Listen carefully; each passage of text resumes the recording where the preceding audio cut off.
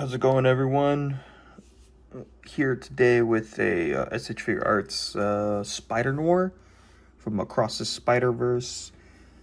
This is a first for me because I don't really like collecting the movie version of figures. I kind of like sticking to comic book versions, and I don't really like collecting the kind of animated ones as well. Try getting my figures to have like a little more realism to them, you know, whether it's like through Mezco with the cloth and the die cast metal, or just, you know, comic book versions of characters, you know, like kind of like Daredevil here.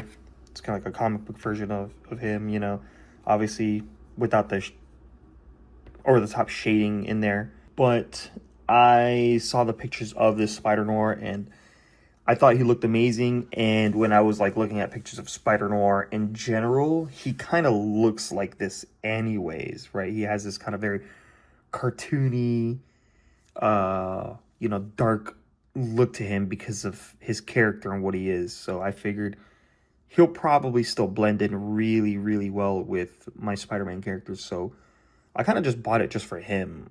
And that's actually the only reason why I bought him. So I'm happy somewhat with the way he looks, because to be real, I'm probably just gonna have him standing in the back since he's like really tall, and he's like a taller version of Peter Parker and Spider-Man in general. So he's probably just gonna be in the back, kind of like tall, like standing tall. So I don't really, it's not really not that big of a deal that he's also like a different character, or I mean a different like a movie character or whatever.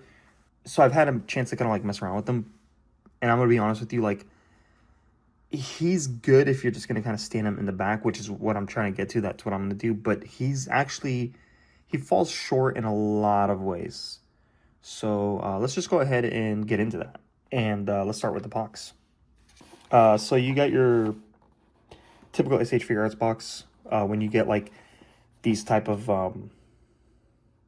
figures, like whenever you get like Dragon Ball Z figures, they're really standard, just like a white box with the character on the front and then just the big plastic screen on it.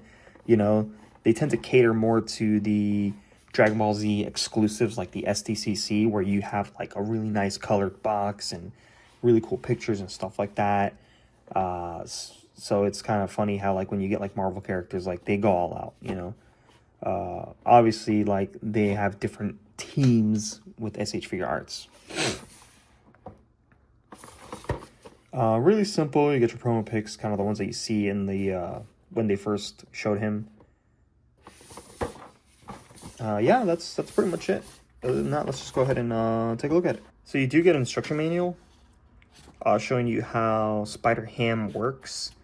Again, I didn't buy it for this one. I might just sell him or just do something else with him, because I'm not really sold on Spider-Ham. As I said, I think he looks a little too cartoony.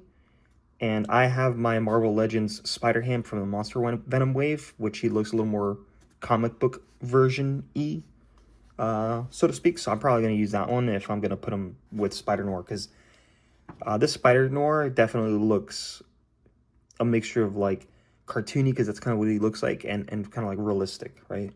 Here's how they show you how to put on his coat.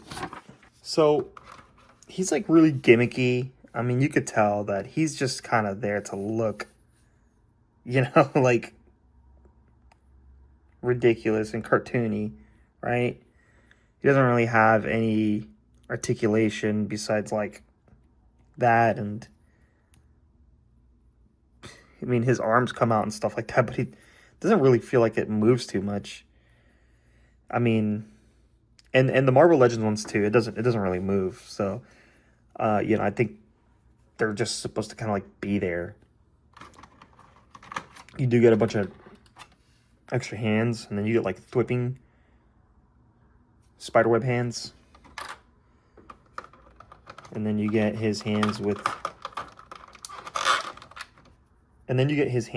the holding the mallet. It's where the top of the handle for the mallet goes. The mallet looks cool. It looks really nice and detailed. Look at that. It's actually pretty cool. Here's an alternate head with him kind of like, you know, closing one eye, holding another one open, and then you get like a swappable bottom of his like bottom half, I guess, and then a stand. He comes with a stand. It's right here. Again, it's more of a gimmick. All right, so on to the main guy, the main character, the main reason why I even bought this. Noir, Spider-Man Noir, whatever you want to call him. So he looks amazing. If this was all just based on looks overall and nothing else, 10/10 automatically. But as I said earlier, he falls short. There's a lot of things wrong with him, and it sucks for those of you who want to buy him for a lot of those reasons, because he is not going to fit those reasons. For me, because he's going to stand in the back, 10/10, right? For you guys, if you're concerned about articulation, you know, it's kind of there. If you're concerned about accessories, again, kind of there. His coat maybe makes up for the accessories, but let's go ahead and get into that. All right, so let's start with Spider Noir. Took off his jacket because his arm popped off, and I was just like, let me just take off the jacket so you guys can see him front and back. He does not come with a holster already on him. He actually, you have to pop it in here. Kind of like really easy to pop it in and out. Just kind of like that, so we'll show you later. I'll show you later. So in terms of articulation, you know, I mean, he can definitely get up there. His arms are really long because he's really tall, and I guess that's just his character. It's supposed to look like this. I love the kind of like the vest, the 1950s, 1940s kind of look. Just reminds me of The Godfather a lot, which I recently saw, and it was a great movie. He's got like this really cool butterfly joint. Like it really like this one comes out like really far. It actually comes out from underneath his thing. The butterfly joints are like really good because you can really get a nice, like, you know, you can get him to like bend his arms forward really good. His ab crunch is about there, so could be a little better for a Spider-Man character because he does still play that Spider-Man character just Noir style with the gun and, you know, all that stuff. So you could have a little better there. That's as far as down as he can go, which is kind of sad. He's got a lot of range in his hands, which is cool. I've never really had that on a lot of my action figures, but he's got a lot of range, like lots, because the ball joint is like really, really big. The peg, double jointed elbows, double jointed knees. It's got a toe hinge. Pretty cool. It's kind of the range you'll get with him. So if you're looking for him to kind of like crouch, I'm not so sure you're going to get that too much, so to speak, unless you really, really push him past his like threshold. I think he sits on a barbell, possibly. Kind of scared to check. Let's see. Hopefully I don't break him. So he sits on a barbell. So I don't know if you guys, some of you guys are new to this. If you really want him to kind of like look up, you gotta turn that barbell around so that way the part that's kind of, because the barbell, it's not straight. It's kind of like this.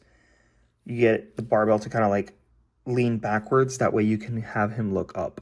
Sometimes that barbell is like really, really hard to work with. So theoretically, you could make him look up pretty high if you get that barbell to twist around.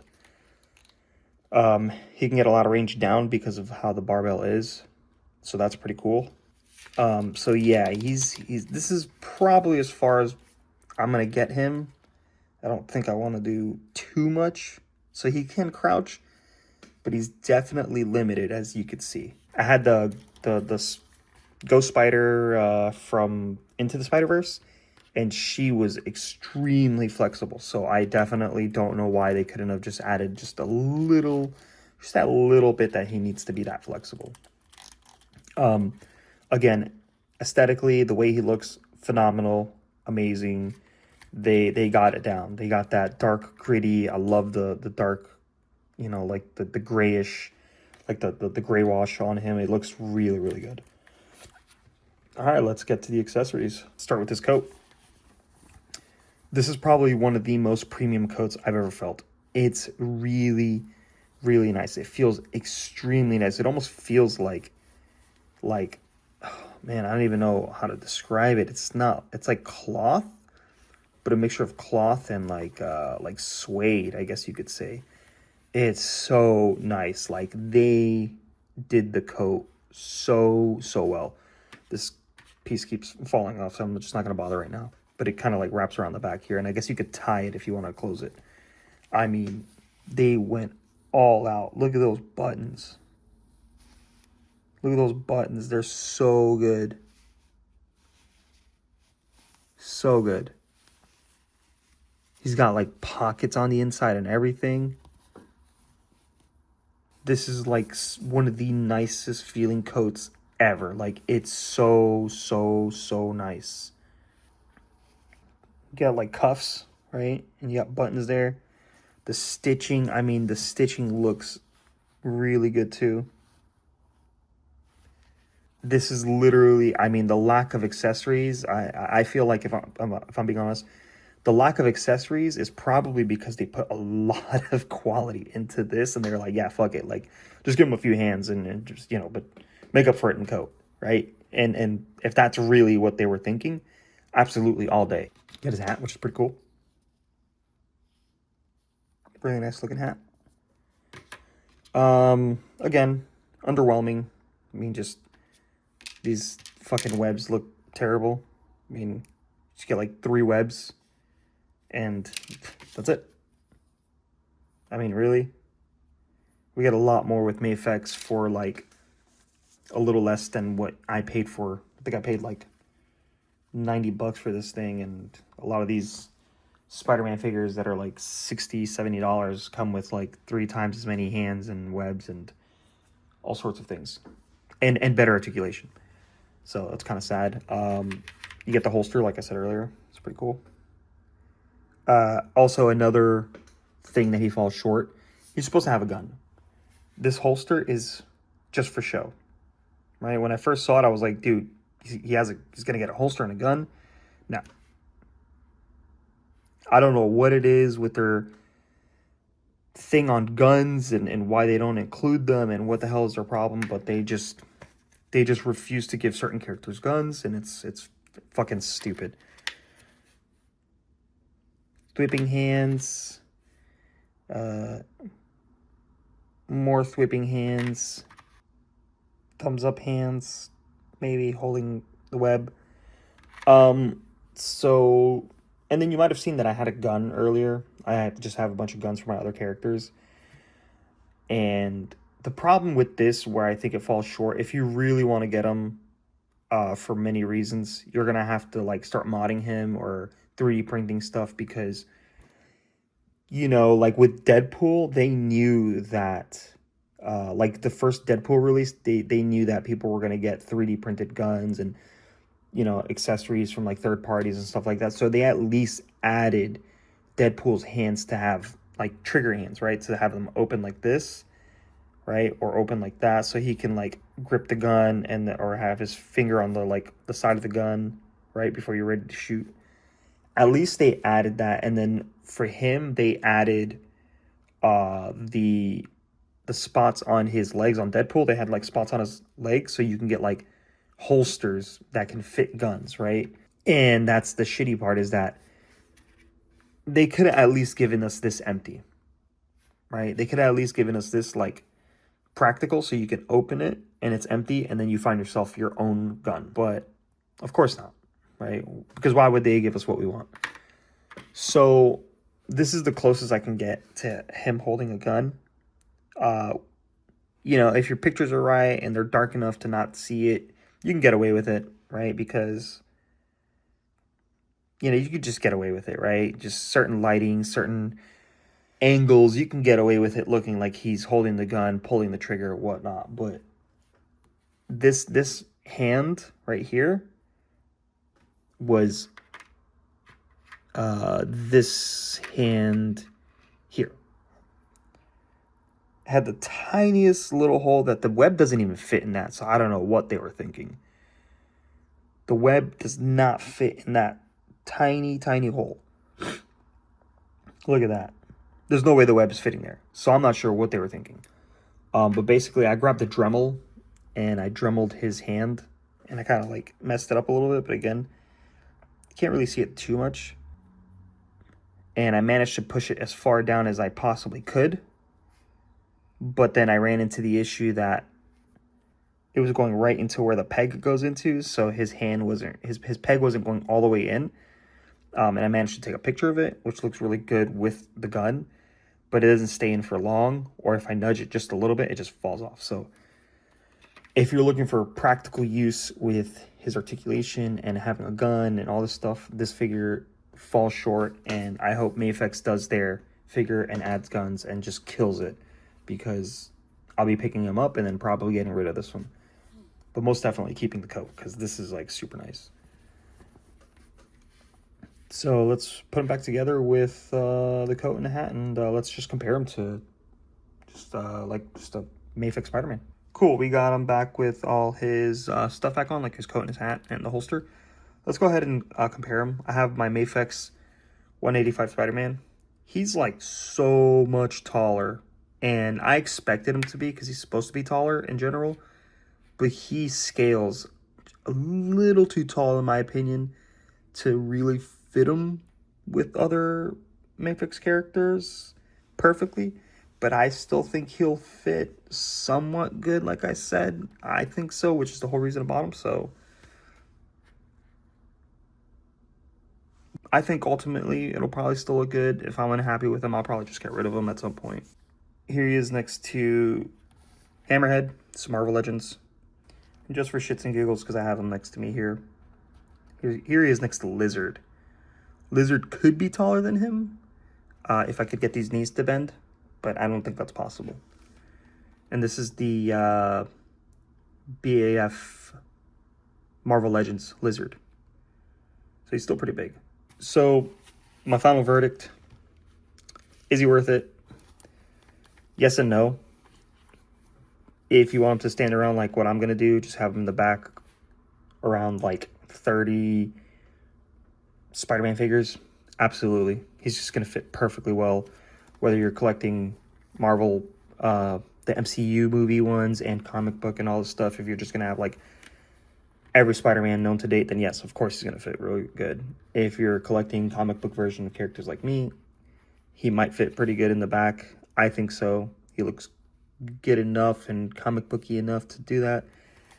If you want him for more than just looks and kind of like articulation and you know, accessories and all that stuff, absolutely not. You're better off waiting for a better version of this character, because he's not worth it, honestly.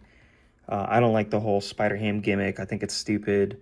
It looks good for what it is, you know, but it's just a gimmick. It's a waste. They could have just sold him by himself with more accessories, better articulation, better everything, and just kept Spider-Ham out of it, honestly. I don't like that version of Spider-Ham. Final verdict, don't get him if you're looking for anything but him just looking good. Just stay away from this one. Thank you for checking out the video, and I will catch you guys next time.